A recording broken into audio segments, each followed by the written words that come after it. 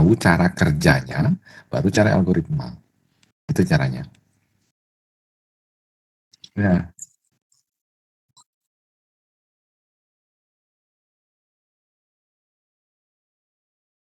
Mhm.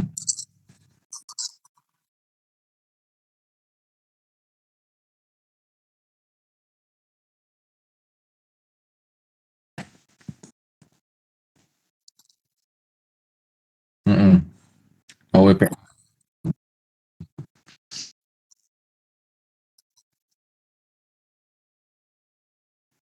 Hmm. Oke. Okay.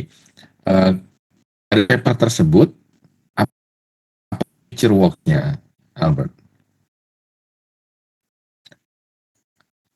Dari paper yang sudah Albert dapatkan itu, future works-nya apa? Nah, gini caranya. Berarti kan intinya itu sebenarnya kamu cari paper yang banyak, dua atau tiga atau lima, kalau bisa 10 mungkin ya. Tahun terakhir. Nah, analis masing-masing. Entar, ini ada teman yang sudah di waiting lobby. Saya masukkan dulu ya. Bentar. Halo semua. Ya, ya di sini ada tiga yang angkatan 2021 ya. Albert, kemudian apa ini?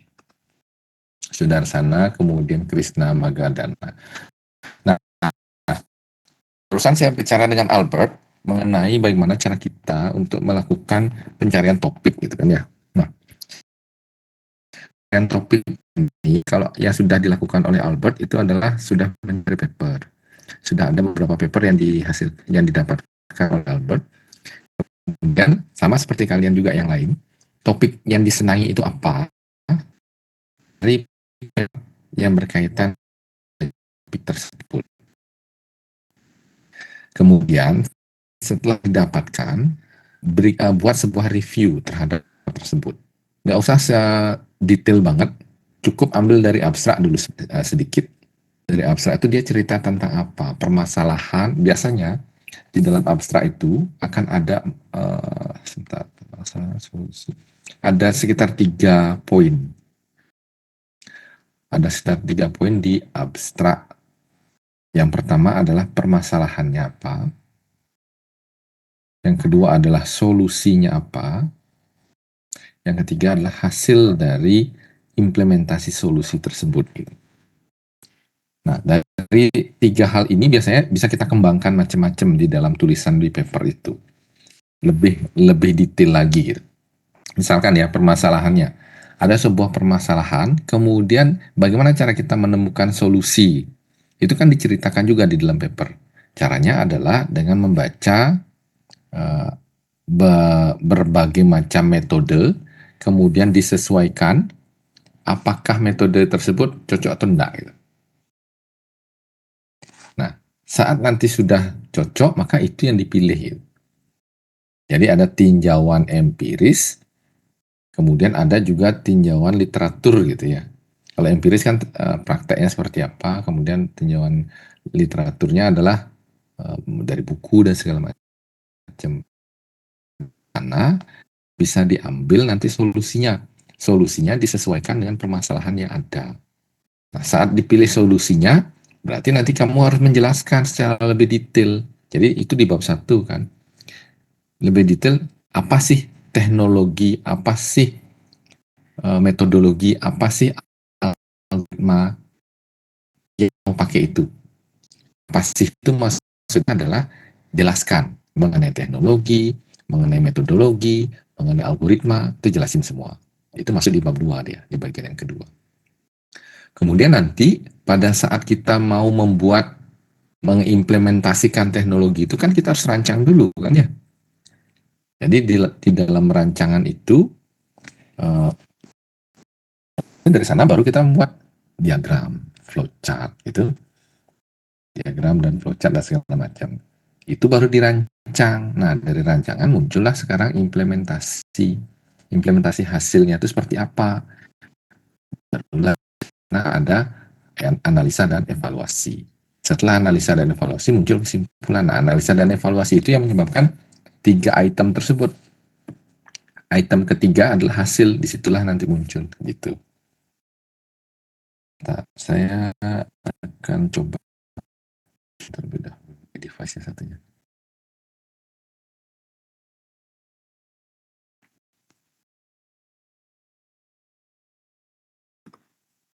Tunggu sebentar. Oke. Saya akan share screen dari sini sebentar.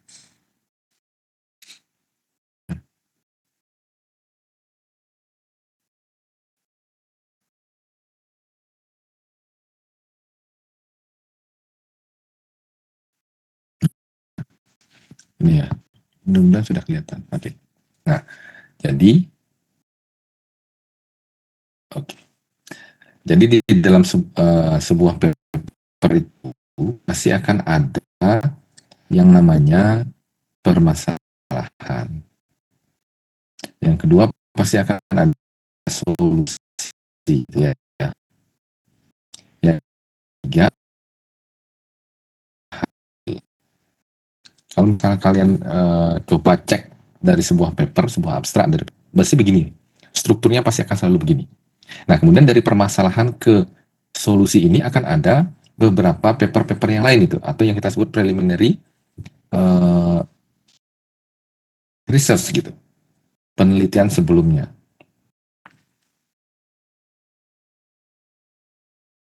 Misalkan ada 5, gitu ya. 1, 2, 3, 4, 5. Jadi dari 5 penelitian sebelumnya ini akan mengerucut pada misalkan demikian. Di nomor 4 ini akan jadi solusi. Dan solusi ini tentunya kita mau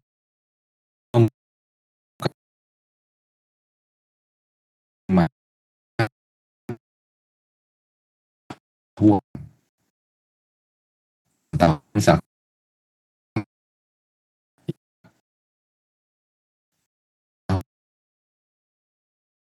solusi itu akan kemudian algoritma ini saya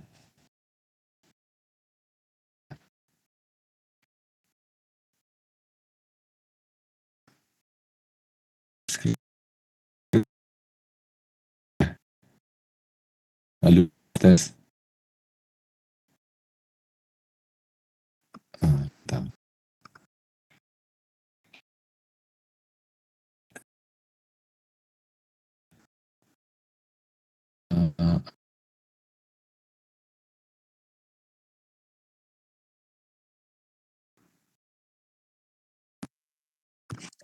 tes tes. Apakah suara saya kedengeran nggak?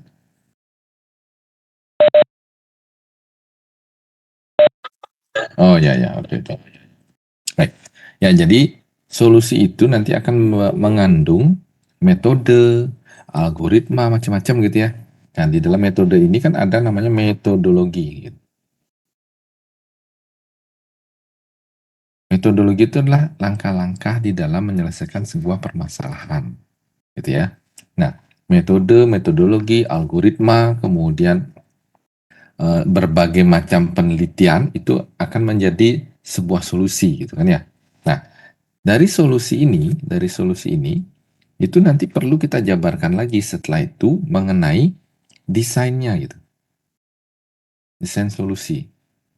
Dari desain solusi kemudian implementasi solusi gitu. Contoh nih, kita akan menggunakan metode A gitu. Metode A itu desain mock-up-nya seperti apa? Ada tombol misalkan gitu ya, ada gambar gitu kan? Ada tombol. Kemudian dari sini kalau diklik akan muncul yang mana, misalkan detailnya. Kemudian ada juga detail di bawahnya. Kemudian kalau ini diklik, apa yang muncul? Detailnya misalkan demikian. Itu yang dari sisi mockup gitu kan ya. Kemudian kalau dari database misalkan ada entitas yang terlibat. Misalkan many to many, kemudian one to many. Gitu. Kemudian ini juga ada 2 misalkan demikian. One to one, or many to many. Misalkan demikian. Itu dari sisi ini metode. Ini dari sisi ERD.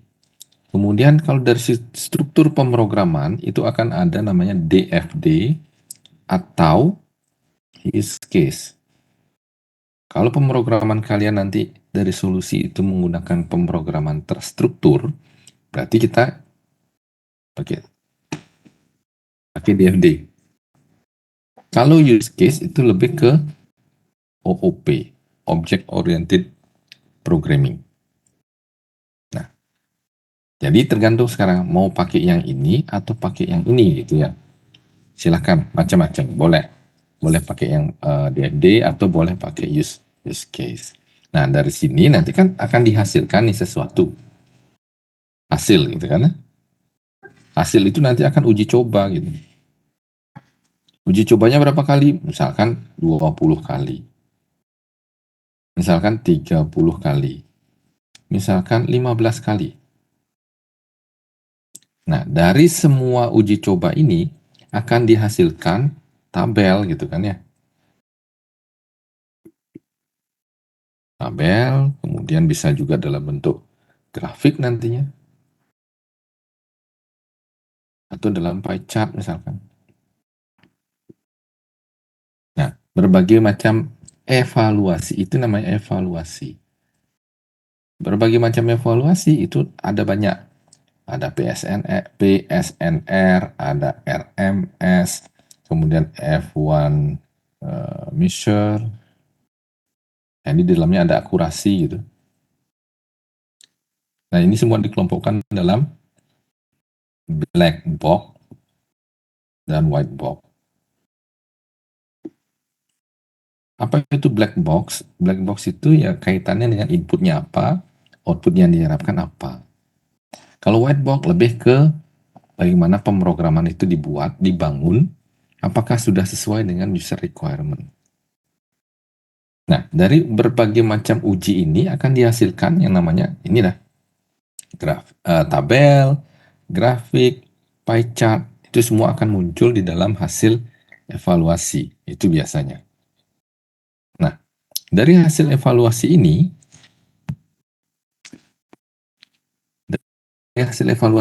apa yang bisa kita simpulkan gitu? Oh, kesimpulannya baik. Oh, kesimpulannya cukup. Oh, kesimpulannya kurang. Kok bisa dibilang baik? Ya, karena nilainya adalah 90%. Cukup itu adalah 70-90%. Lebih ya. Kemudian kurang dari 70%. Misalkan begitu. Tergantung metode yang kalian gunakan. Mau pakai PSNR, RMS, F1 Measure. Nah, ini terkait dengan nilai-nilai tersebut. Nah, dari sana, biasanya di terakhir ada future work. Apa itu future work? Penelitian yang disarankan untuk selanjutnya. Kelemahan dia saat ini, kelemahan dari paper itu saat ini. Itulah yang merupakan future works yang bisa kita kembangkan. Ya, jadi sebuah paper itu adalah menceritakan tentang bagaimana dia melakukan penelitian itu. Sebuah paper menceritakan bagaimana kita melakukan penelitian itu. Ya, intinya bagaimana. Di dalam paper ada kelemahan yang belum bisa kita pecahkan. Di dalam paper ada kelemahan yang belum bisa dipecahkan oleh peneliti. Itu yang kita sebut sebagai future works.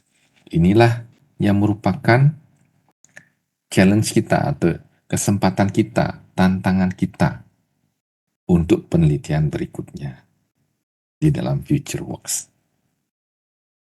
Nah, sekarang misalkan nih, Albert tadi sudah menyampaikan bahwa salah satu topik yang disenangi atau yang disukai itu adalah keamanan jaringan komputer. Cari papernya, buat review gitu ya, cari paper, kemudian buat review, terutama masuk ke future works di bagian ini. Oh, ada celah yang bisa kita kembangkan. Ada ya future works. Kalau ada, berarti kita harus membuat semuanya menjadi seperti yang di atas tadi gitu. Mulai ngulang dari tadi, mulai awal gitu ya. Ini dia. Start.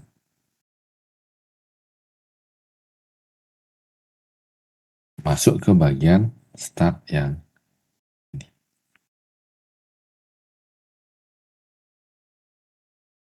Gimana cara ngembangin sebuah penelitian yang ada future work-nya? Nah, sekarang kan kita tahu nih kelemahannya ini. Berarti saya bisa kembangkan itu. Terus, apakah sudah ada yang berusaha memecahkan solusi itu? Kan itu jadinya sekarang. Dari sini kita cari yang namanya keyword. Kata kunci dari penelitian kita, topik kita. Gitu. Usahakan nanti dari keyword ini 5 tahun terakhir. Kenapa 5 tahun terakhir? Biasanya kalau misalkan terlalu lama, biasanya udah ada yang punya solusi atas itu. Sudah ada yang bikin. Gitu. 5 tahun terakhir, ada yang sudah bikin, tapi masih gagal. Ada yang sudah bikin dengan nilai yang kurang bagus, misalkan demikian. Terus kalau misalkan di 5 tahun terakhir ini ternyata, oh sudah ada gitu, oke. Anggaplah satu sudah ada. Misalkan satu ketemu ya, sudah ada. Terus ketemu lagi, dua sekarang. Terus ntar ketemu lagi, tiga. Bentarnya ada lagi empat ketemu. Terus lima, terus enam, terus tujuh. Duh, kok semuanya sudah? Jangan khawatir. Itu artinya kalian sudah di track yang benar.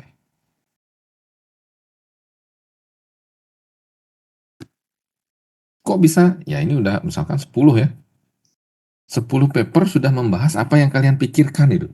Berarti kalian sudah tahu nih sebenarnya masalahnya apa, solusinya apa, terus punya masalah lagi, terus ada solusi, dan seterusnya gitu.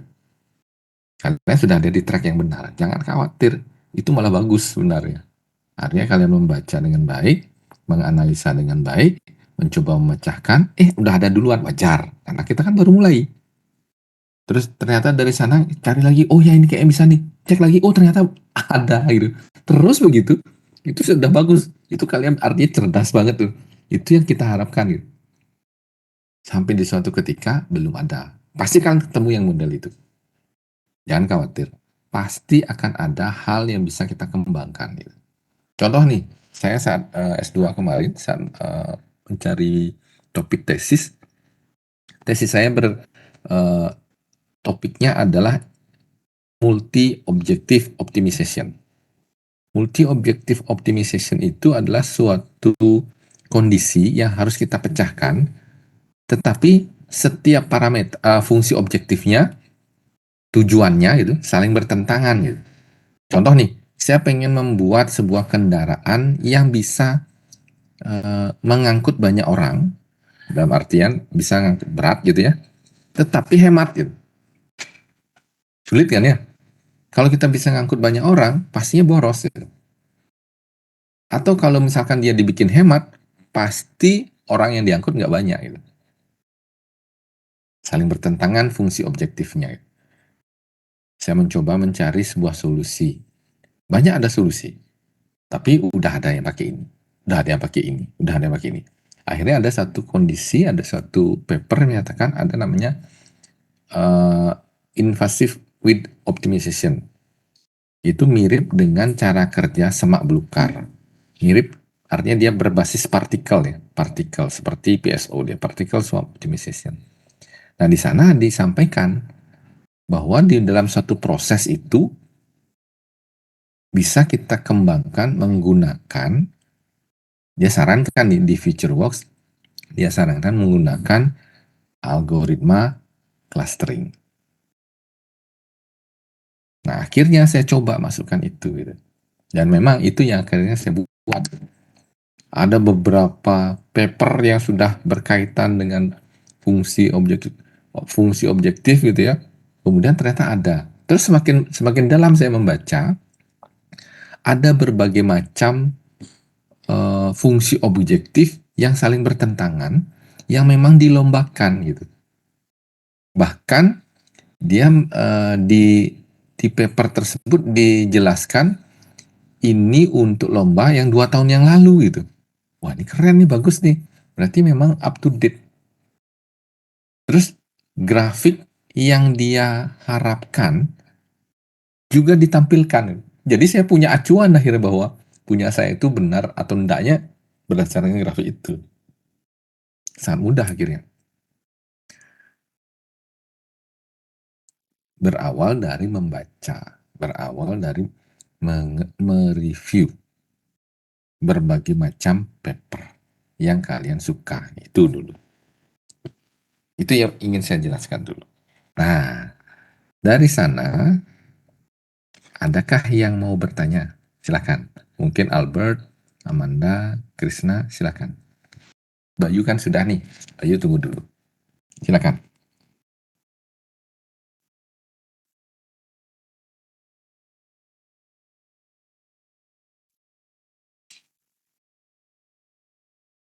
Albert mungkin?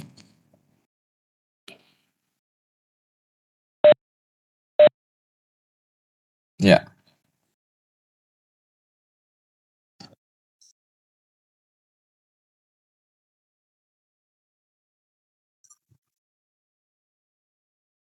Mm-mm. Ya.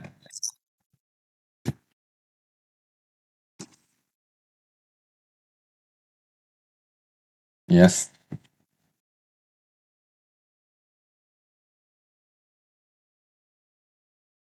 Nah, tergantung. Jawabannya adalah tergantung. Makanya tadi saya sampaikan kita harus membaca lebih dari satu paper. Kalau misalkan kita sudah dapatkan sebuah paper, kemudian kita tertarik dengan paper tersebut, cari future works-nya. Saat kita udah dapat future works, carilah solusi atas future works itu.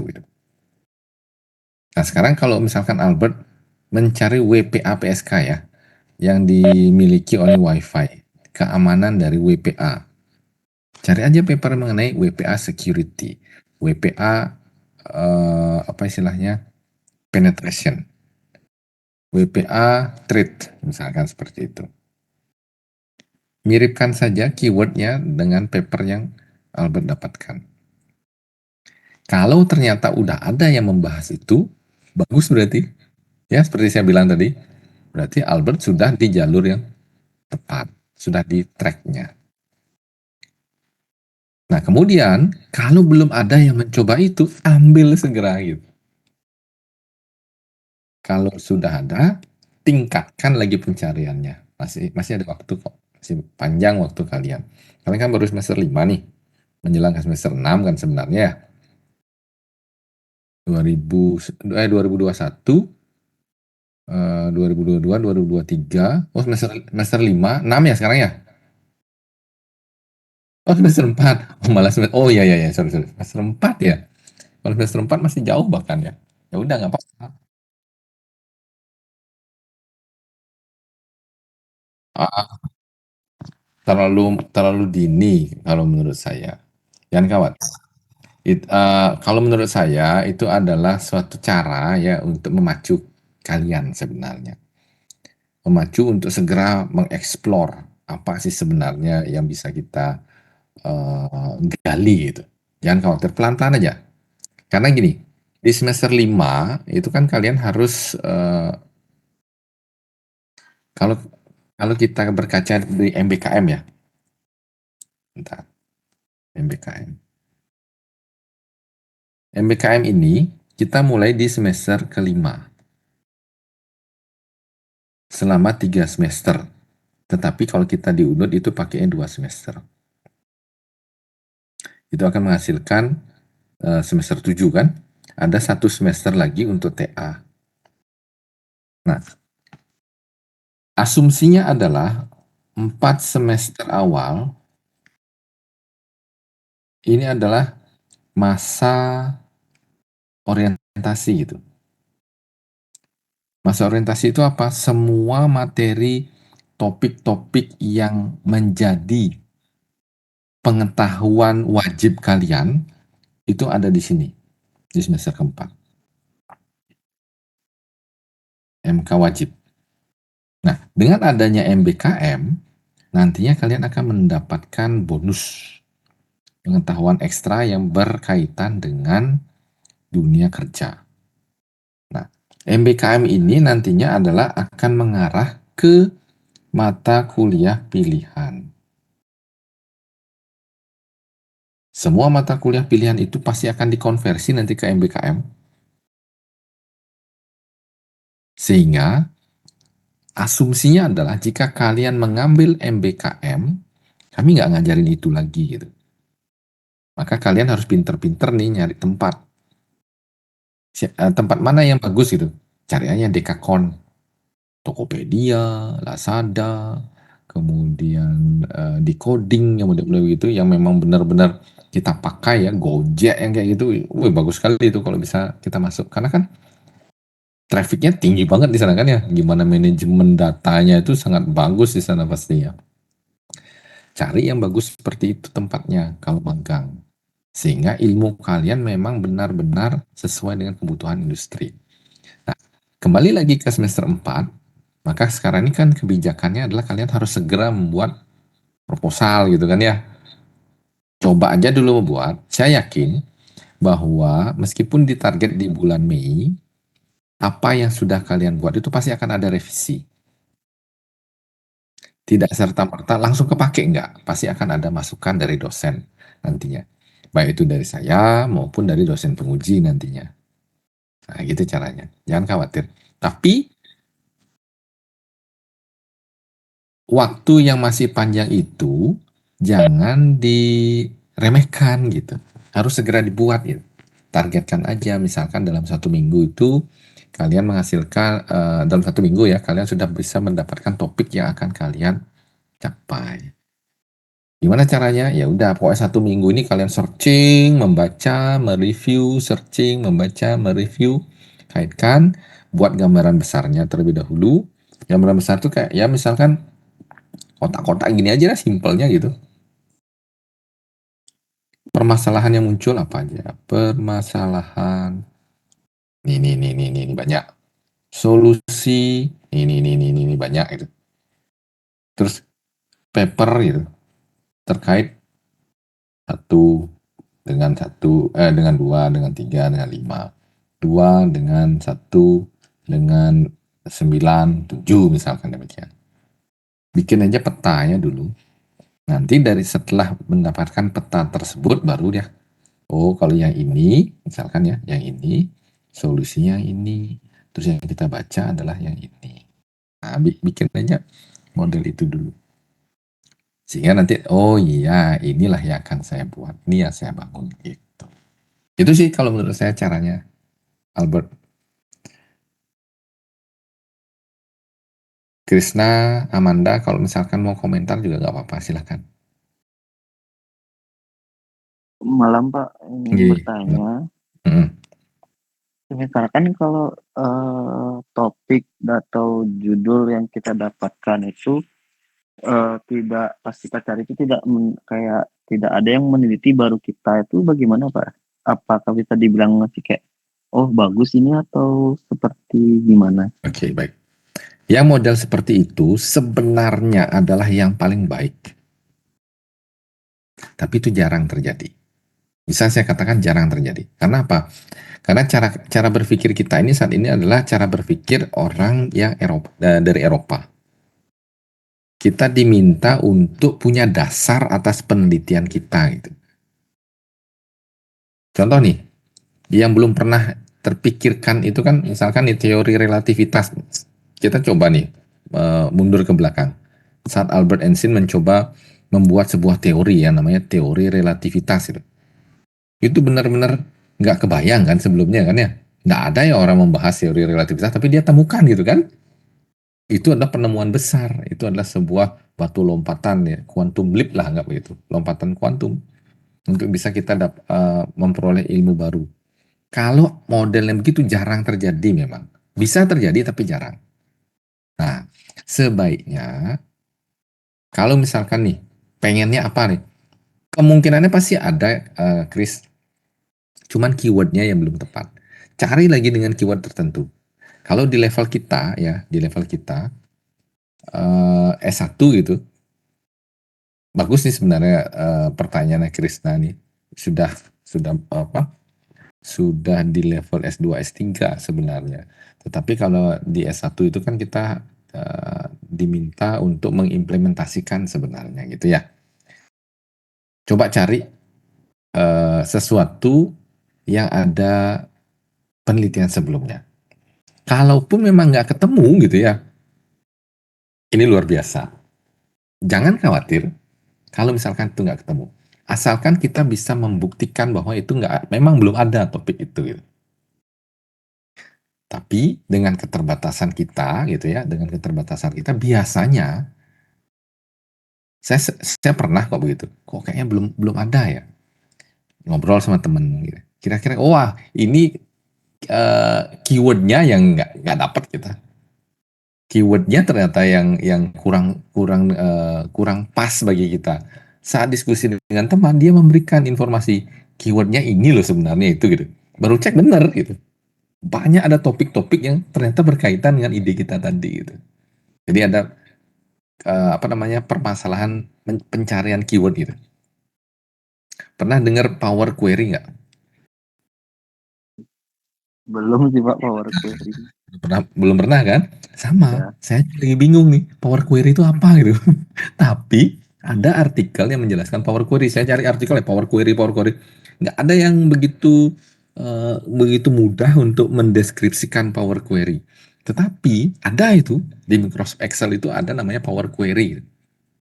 Kenapa dia pakai istilah Power Query ya gitu? Saya berpikir nih, istilahnya aneh bagi saya gitu. Jarang saya mendengar istilah Power Query, tetapi itu memang terpakai di dalam Excel. Dan saat saya cari Power Query, belum ada yang membahas. Berarti saya berkesimpulan kemungkinan istilah Power Query ini baru, sehingga saya harus mencari padanan keyword itu gitu. Dan sampai sekarang belum ketemu sebenarnya. Saya masih berpikir apa sih sebenarnya istilah dari itu gitu. Sebenarnya mentransformasi data sebenarnya. Contoh ini ya, saya punya misalkan Albert misalkan itu ya. Albert, kemudian Amanda, kemudian Krishna. Nah, ini punya data 1, 2, 3, 5, 7, 9, 11, dan 13. Kemudian Krishna punya 6, 8, 7, 9. Misalkan gitu. Nah, dengan menggunakan Power Query, ini nanti akan jadi gini. Albert 1, Albert 2, Albert 3, Amanda 5, Amanda 7, Amanda 9, Amanda 11, dan seterusnya. Ketahuan kan polanya ya? Polanya tahu kan ya? Jadi iya, iya. setiap baris ini ya itu akan menjadi kolom gitu. Sorry, setiap kolom ini akan menjadi baris gitu. Nah, ini namanya Power Query kalau di Excel. Tapi saya nggak tahu istilahnya ya selain Power Query. Tapi harusnya bisa gitu. Masa yang simple gini nggak ada sih orang yang berusaha memecahkan gitu kan ya. Cuman sebenarnya di sini explode aja kemudian di explode kemudian di looping ke bawah gitu. Jadilah sebuah baris. Ini istilahnya Power Query. Nah, itulah salah satu contoh. Ada teknik itu nggak tahu istilahnya. Itu masalahnya. Sehingga ya bisa kita lakukan, nah cari lagi gitu.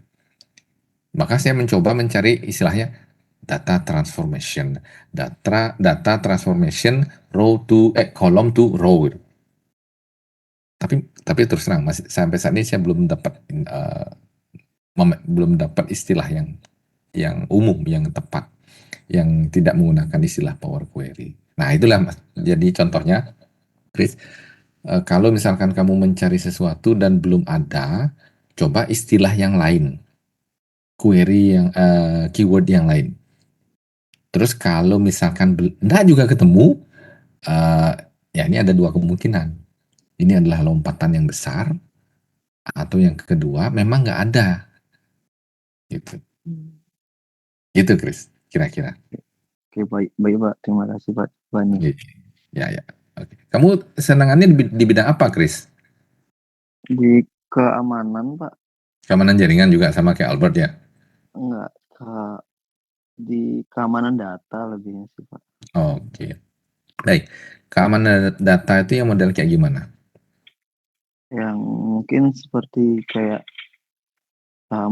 ngamanin data lebih tepatnya sih Pak. Ngamanin data. Kayak simpelnya tuh ngamanin data sih untuk sekarang bisa dibilang seperti itu. Kayak Kayak enggak enkripsi. kayak enkripsi. Hmm. Habis itu gimana datanya ini ya tidak sampai bocor kayak kayak Hmm. kemarin-kemarin isu yang kemarin kan itu lebih booming besar itu Biorka seperti itu. Hmm. Ya, oke.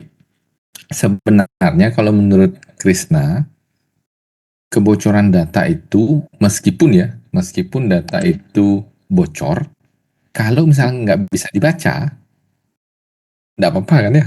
Benar nggak? Iya, nggak apa-apa sih sebenarnya. Nah, yang penting intinya adalah data itu bisa kita amankan, nggak bisa dibaca oleh sembarangan orang gitu. Kalau Iya, artinya baik dari sisi kalau keamanan data kan banyak ya. mhm, Dia nggak boleh ngakses database, dia nggak boleh ngakses sistem, berarti keamanan jaringan ya maksudnya.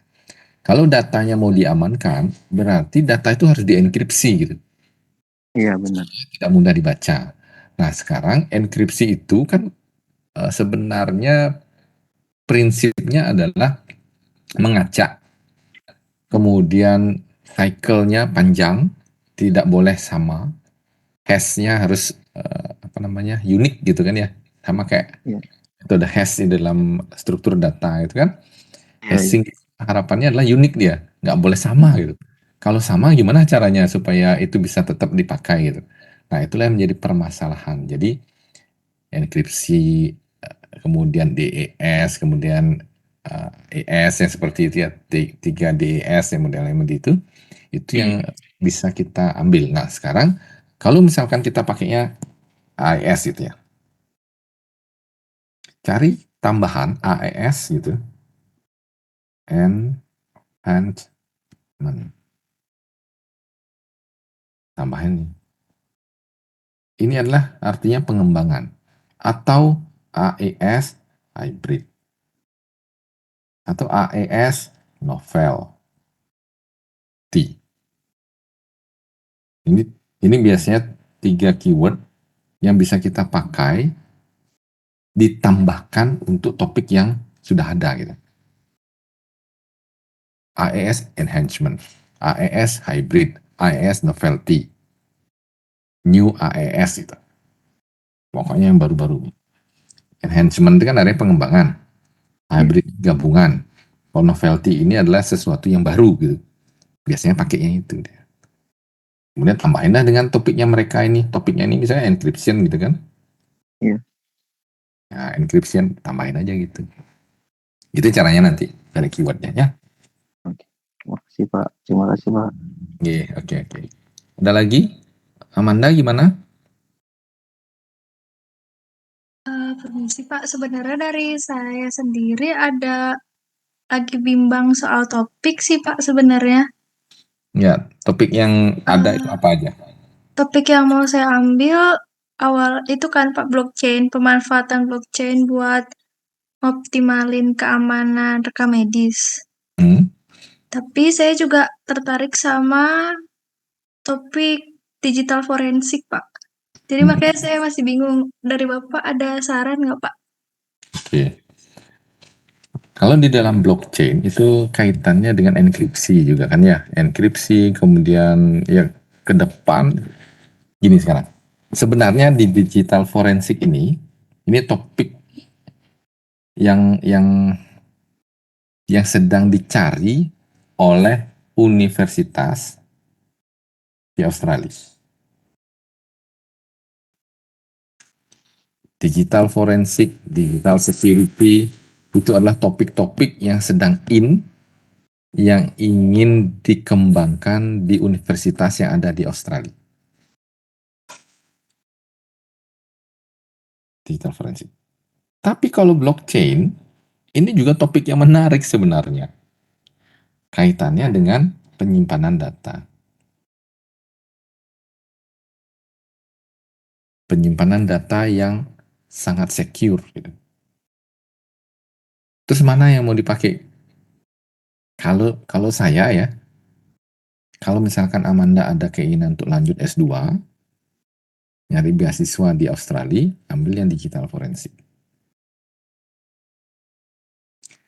Kemudian kalau seandainya memang ingin mengembangkan industri misalkan gitu ya, industri blockchain seperti itu, kripto currency ya seperti itu ya, kemudian NFT itu bagus juga sebenarnya, cuman kalau yang cryptocurrency dan NFT itu kan membutuhkan resource besar ya, membutuhkan server, kemudian ya artinya kecepatan di sana kan ya, supaya kita bisa menghasilkan blok yang optimal seperti itu.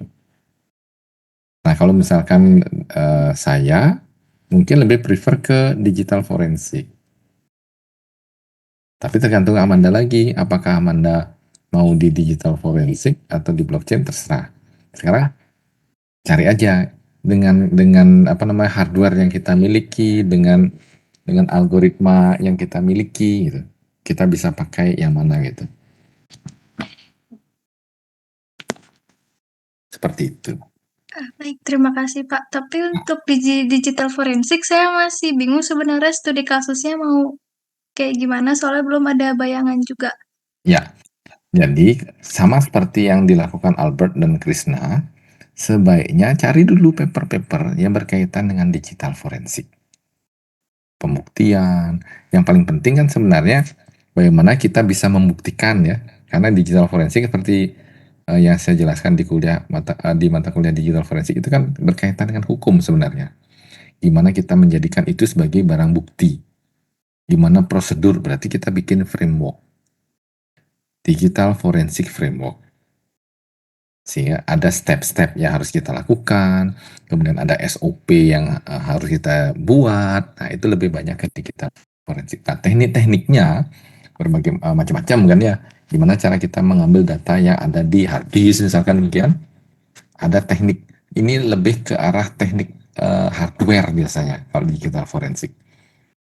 Bagaimana cara kita menganalisa data. MBR atau master boot record itu kan ada caranya. Komputer itu tahu yang mana harus dibaca terlebih dahulu, kemudian pada saat booting ya, dia baca ini terlebih dahulu, kemudian lanjut ke program ini, lanjut ke ini, kemudian dia simpan di dalam memori. Nah, pada saat dia ada di dalam memori, bisa nggak kita ambil bagaimana tekniknya? Nah, model-model seperti itu nantinya. Itu yang bisa kita coba. Itu kira-kira Amanda. Cari dulu paper ya Amanda, baru bisa kita nanti diskusi lebih matang lagi. Ya. Oke, baik Pak. Sebelumnya saya udah nyari juga sih Pak beberapa paper, cuma dari saya sendiri masih agak kurang sreg dan bingung juga sih sama itunya, kasusnya. Amanda itu ngambil jalur berapa? Jalur 5. 5 berarti keamanan ya? Ya, Oh ya ya ya, oke oke oke. Berarti sama ya, Amanda, Albert, kemudian Krisna sama berarti ini yang dari iya Pak. jalur 5 ya. Oke. Kasusnya coba aja dicari paper yang berkaitan dengan review of digital forensik. Ini biasa, sebentar. Apa sih istilahnya? Analytical review apa ya, lupa saya. Intinya kamu pakai review ya of digital forensik. Ini pakai keywordnya. Jadi dari sini bisa kita cari nanti paper-paper yang berkaitan dengan digital forensik. Gitu. Ya, gitu kira-kira Amanda. Nggih. Baik, terima kasih Pak. Sama saya mau nanya satu lagi Pak. Semisal ternyata saya nggak bisa nih digital forensik, saya ambilnya ke blockchain. Kira-kira memungkinkan nggak Pak dengan judul yang tadi saya sebutkan? Judulnya apa ya tadi ya? Maaf, saya Pemanfaatan teknologi blockchain untuk mengoptimalkan keamanan rekam medis di suatu rumah sakit. Oke, keamanan rekam medis ya. Iya Pak. Nah, sebenarnya teknologi blockchain itu, ya blockchain itu kan sebenarnya enkripsi yang saling terhubung kan gitu ya Amanda ya. Kemudian teknologi blockchain itu menjadi aman saat ada satu karena enkripsi, dan yang kedua ada istilah seperti general ledger gitu. Banyak orang yang diizinkan untuk menyimpan data itu gitu. Kan gitu ya, benar nggak? Nah, Iya Pak. kaitannya dengan rekam medis. Sekarang rekam medis itu apakah boleh di-share? Artinya gini, kalau misalkan ada satu komputer yang lain saling terhubung gitu kan ya. Kemudian ini menggunakan teknologi blockchain. Berarti ini akan punya rekam medis, ini punya rekam medis, ini juga punya rekam medis. Gitu kan ya? Apakah ini boleh di-share? Kalau transaksi yang blockchain itu, dia bisa di-share karena kita nggak tahu isinya apa gitu kan ya. Tetapi kita bisa, kita tahu isinya adalah currency gitu, sebuah nilai. Blok ini nilainya sekian, blok ini, si ini nilainya sekian, ada informasi itu kan ya. Cuman untuk bisa mengedit blok yang berikutnya itu, mengedit blok yang sebelumnya itu sulit gitu, kecuali ada transaksi baru. Karena transaksi sebelumnya itu kalau misalkan diedit berarti ngerubah semua rentetan yang lainnya kan gitu ya. Itu yang dari teknologi blockchain. Nah sekarang kembali lagi, apakah itu dibutuhkan di dalam rumah sakit? Apakah rekam medis itu perlu dibuat dalam model blockchain gitu? Kalau iya, nah, kalau misalkan iya, berarti Amanda harus mencari topik gitu ya, pengamanan data menggunakan blockchain. Pengamanan datanya seperti apa, kemudian nanti diimplementasikan di dalam rumah sakit. Kalau di dalam pengamanan data itu datanya plain, berarti nanti di dalam rumah sakit itu harus dienkripsi. Tapi kalau misalkan, kalaupun seandainya dienkripsi, sebenarnya kan ya, saya butuh tahu kan ya, kelanjutannya dan sebagainya dan segala macam. Apakah seperti itu? Nah, kita kan belum tahu nih. Bisa jadi itu cocok, bisa jadi nggak cocok gitu. Karena teknologi blockchain itu sendiri akan men-share data ke semua orang gitu. Kalau misalkan di-share ke banyak orang atau ke banyak host, bisa jadi itu nggak cocok. Kalau misalkan nggak cocok bukan berarti nggak ada solusi. Harus dienkripsi. Berarti orang tuh manfaatnya apa nantinya dengan menjadi host, menjadi orang yang ikut menyimpan blockchain itu gitu. Dia harus diberi manfaat sehingga dia ikut gitu. Seperti misalkan cryptocurrency nih. Kan ada istilah mining ya. Mining crypto itu kan ya. Kecepatannya harus tinggi dia. Sehingga cepet-cepetan dia ngisi blok berikutnya gitu. Saat ada selisih sedikit gitu kan ya. Karena menggunakan sekian angka di belakang koma, misalnya ada selisih sedikit, kita ambil kesempatan itu, jadikan itu blok milik kita gitu. Berikutnya silahkan siapa yang ini, maka kan cepet-cepetan deh. Kalau mining itu, maka dia pakai grid yang besar, kemudian butuhkan resource yang gede, macam-macam. Resource-nya gede. Nah, intinya di dalam blockchain ini resource-nya besar. Amanda harus bisa mensimulasikan nantinya itu kalau nggak ada hardware. Jadi ada beberapa pertimbangan ya. Yang pertama, kerahasiaan data. Kemudian yang kedua, hardware atau komputer gitu lah ya. Nggak usah deh, sama aja, hardware. Ini menjadi pertimbangan di dalam menggunakan blockchain di rumah sakit.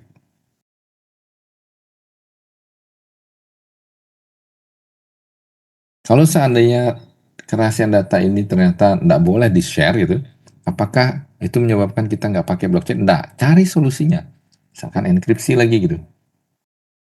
Kalau dienkripsi tentunya mereka kan nggak bisa lihat data ya. Terus manfaatnya apa gitu pertanyaannya?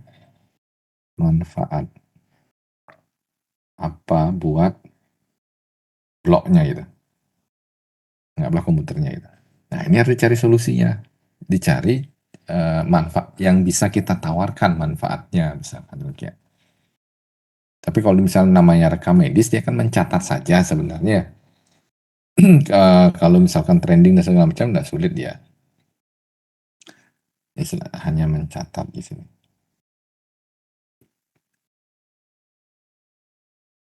Bisa aja sih sebenarnya, cuman agak sulit gitu. Karena datanya sensitif, kemudian datanya tidak memiliki value, sehingga tidak cocok sepertinya untuk blockchain gitu. Kalau yang NFT mungkin ya, karena kepemilikan dong. Kepemilikan kemudian itu ada harganya gitu. Dia yang punya, dia pemilik dari NFT itu gitu. Kalau mau dipindah tangankan ke orang lain bisa, tapi kamu harus mengganti dengan pembayaran kan gitu ya. Jadi kita menjamin bahwa itu satu-satunya kepemilikan yang di blok itu gitu, di blockchain itu lain lagi kan ya. Jadi kalau misalkan model begitu, jangan diarahkan ke rumah sakit, kepemilikan emas misalkan gitu, ya mirip lagi cryptocurrency jadinya dia gitu.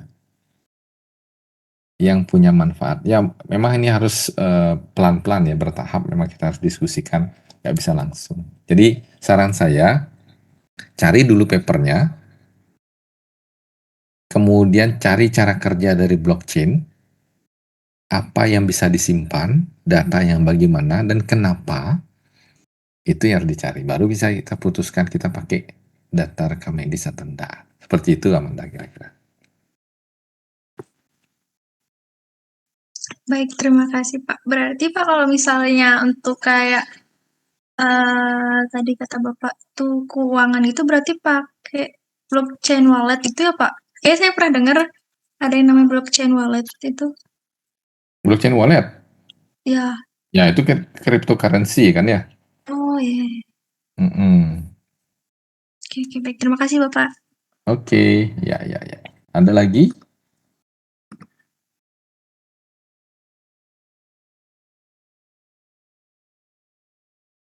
Oke, nggak ada ya.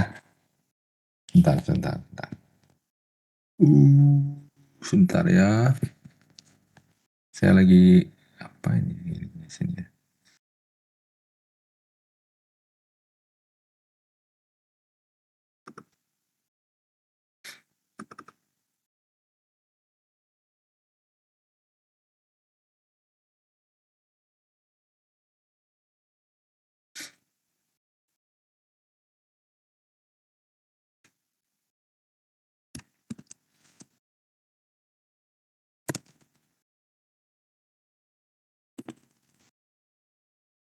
Ya.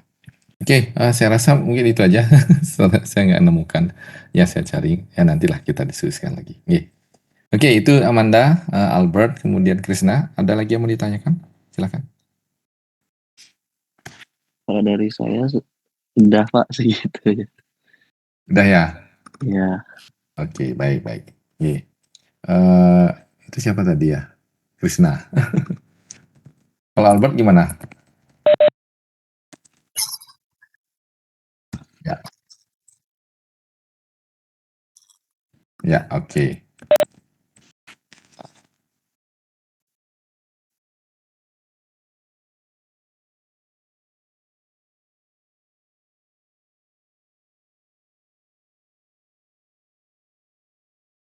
Bentar ya.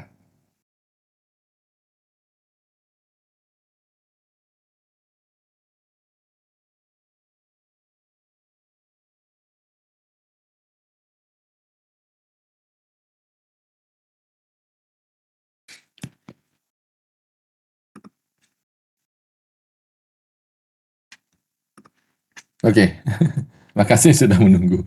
Udah, saya udah dapatkan. Oke. Baik, kalau misalkan nanti ada hal yang ingin didiskusikan lagi, nanti silahkan kontak aja saya. Ya bisa, misalkan kayak kemarin kan Amanda ada kontak saya, kemudian ya kita gabungin aja dalam satu waktu gitu. Iya. Ya nanti silahkan kalau ada yang mau diskusi lebih lanjut, silahkan diskusikan waktunya, nanti info ke saya coba cek jadwal. Mungkin yang enak itu sebenarnya malam ya, sekitar jam segini lah, jam 7 sampai jam 8. Ya, oke. Kalau nggak ada yang mau ditanyakan, saya persilahkan untuk Amanda, Albert, dan Krisna untuk leave room dulu ya. Saya mau diskusi dengan Bayu. Baik, terima kasih banyak Pak atas bimbingannya. Sama-sama. Nggih, makasih Pak. Iya, oke. Sampai ketemu lagi ya.